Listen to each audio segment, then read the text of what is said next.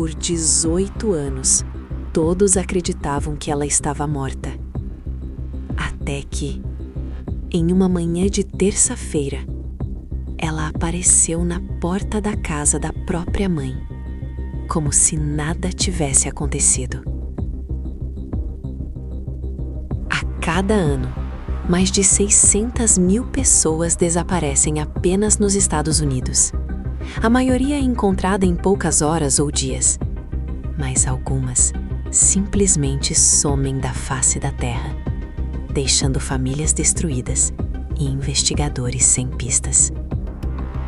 Hoje, você vai conhecer 7 casos perturbadores de pessoas que desapareceram por anos e foram encontradas vivas, em circunstâncias que vão te fazer questionar tudo o que você acredita sobre desaparecimentos. Onde essas pessoas estavam durante todo esse tempo e por que demoraram tanto para voltar? Algumas dessas respostas vão te deixar sem palavras. Fica até o final, porque o último caso vai te arrepiar.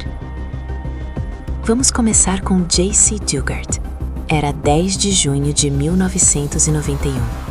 Uma manhã aparentemente normal em South Lake Tahoe, Califórnia. Jaycee, de apenas 11 anos, caminhava para a parada de ônibus escolar, quando uma van cinza parou ao seu lado.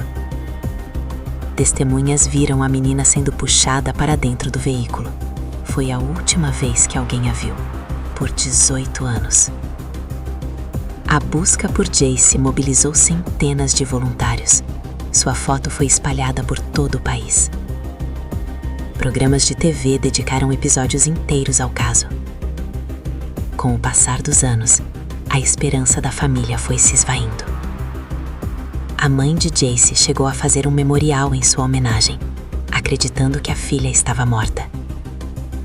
Mas em 26 de agosto de 2009, uma mulher de 29 anos entrou em uma delegacia de Antioch, Califórnia, acompanhada de 2 meninas. Ela disse aos policiais algo que deixou todos em choque. Meu nome é Jaycee Lee Dugard. Durante todos esses 18 anos, Jaycee havia sido mantida em cativeiro no quintal da casa de Philip Garrido, a menos de 200 quilômetros de onde havia desaparecido. O mais perturbador, Garrido havia construído um complexo de barracas e galpões nos fundos de sua propriedade, completamente invisível da rua. Vizinhos moraram ali há décadas sem suspeitar de nada. As 2 meninas que acompanhavam Jaycee eram suas filhas, fruto dos abusos constantes do sequestrador. Por quase 2 décadas, enquanto o mundo a procurava, ela estava ali, a poucos quilômetros de casa. Mas Jaycee pelo menos lembrava quem era. O próximo caso é diferente. Imagine acordar um dia e não fazer ideia de quem você é. Na manhã de 31 de agosto de 2004, funcionários de um Burger King em Richmond Hill, Georgia, encontraram um homem inconsciente atrás do restaurante. Ele havia sido brutalmente espancado e estava em estado crítico. Quando acordou no hospital, os médicos fizeram uma pergunta simples: qual é o seu nome? Ele não sabia. Não lembrava de absolutamente nada sobre sua vida anterior. Sem documentos, sem impressões digitais no sistema, sem ninguém procurando por ele. Durante 12 anos, esse homem viveu sem identidade oficial, sendo conhecido apenas como Benjamin Kyle, um nome que ele mesmo inventou. Sobrevivia de trabalhos esporádicos e da caridade de pessoas que se compadeciam de sua situação. Kyle se tornou um mistério nacional. Como alguém simplesmente deixa de existir nos registros? Em 2015, após anos de investigação e testes de DNA, a verdade finalmente veio à tona. Seu nome verdadeiro era William Burgess Powell, e ele havia desaparecido de sua cidade natal na Indiana décadas antes. Mas aqui está o detalhe mais perturbador. Ninguém havia reportado seu desaparecimento. Kyle descobriu que tinha família, mas eles acreditavam que ele havia simplesmente decidido cortar contato. Durante todos esses anos, Enquanto ele lutava para descobrir sua identidade, sua própria família pensava que ele havia escolhido desaparecer. A amnésia havia apagado não apenas suas memórias, mas toda sua existência oficial. O caso levanta uma questão inquietante. Quantas pessoas desaparecidas, na verdade, nunca foram realmente procuradas? Pelo menos ele foi encontrado relativamente rápido.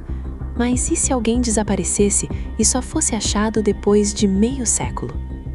Em 1967, Timothy Carney tinha 17 anos quando saiu de casa em Massachusetts e nunca mais voltou.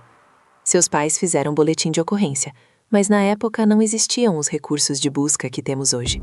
Timothy simplesmente desapareceu. Em 2018, 51 anos depois, investigadores descobriram que ele estava vivo, vivendo como eremita nas florestas do norte do Canadá. Carney havia construído uma cabana rudimentar e sobrevivia caçando e pescando.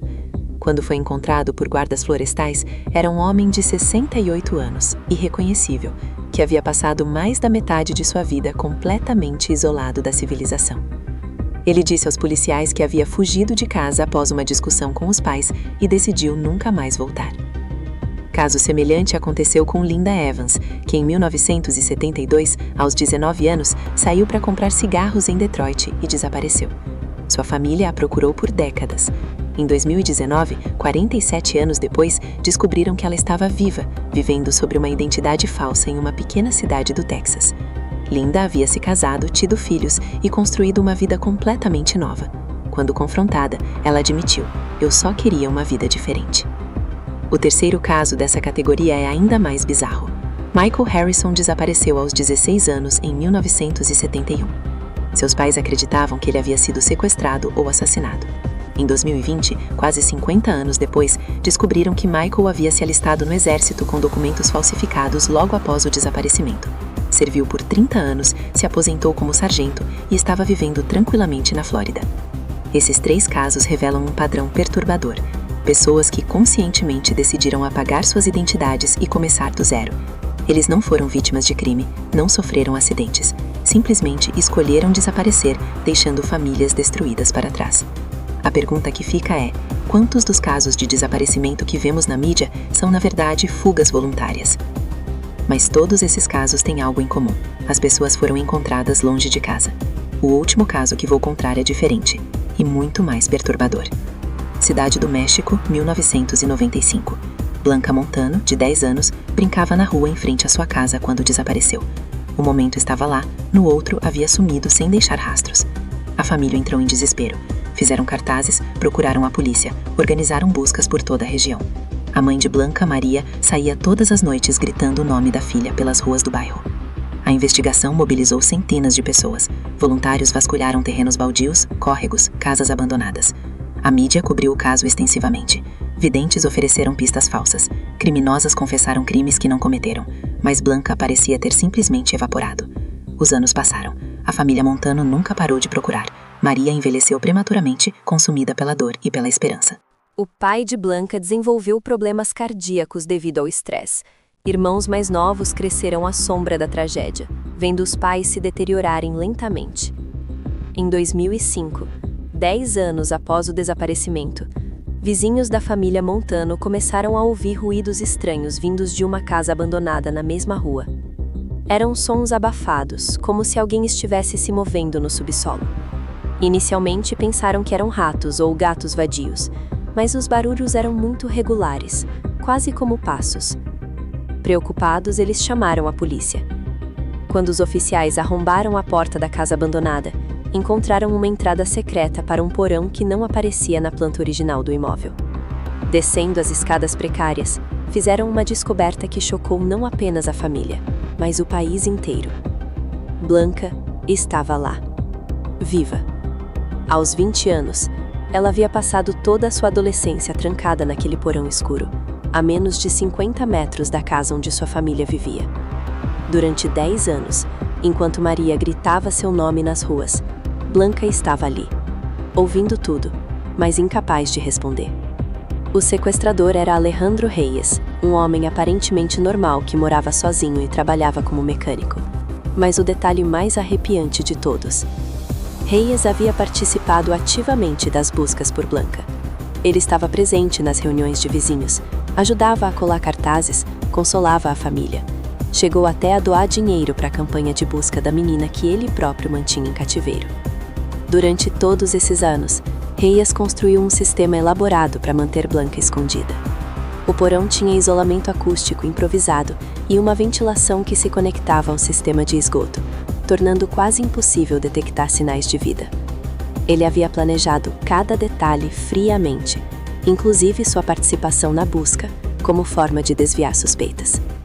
Quando Blanca foi finalmente resgatada, ela mal conseguia falar. Havia passado metade de sua vida naquele buraco, vendo o mundo apenas através de uma pequena janela no alto da parede, que dava para a rua onde cresceu. Ela podia ver sua própria casa da janela do porão. Podia ver sua mãe saindo para procurá-la. Ela estava ali, o tempo todo, ouvindo os gritos da mãe chamando seu nome. Esses 7 casos nos mostram que desaparecimentos podem ter os desfechos mais inesperados, alguns por escolha própria, outros por tragédia, mas todos revelando verdades perturbadoras sobre a natureza humana.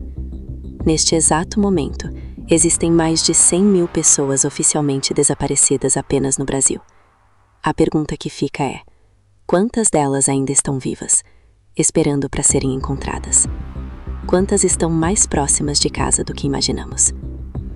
Conta nos comentários, qual desses casos te chocou mais? No próximo vídeo vou contar sobre pessoas que desapareceram e nunca foram encontradas, casos que permanecem mistérios até hoje.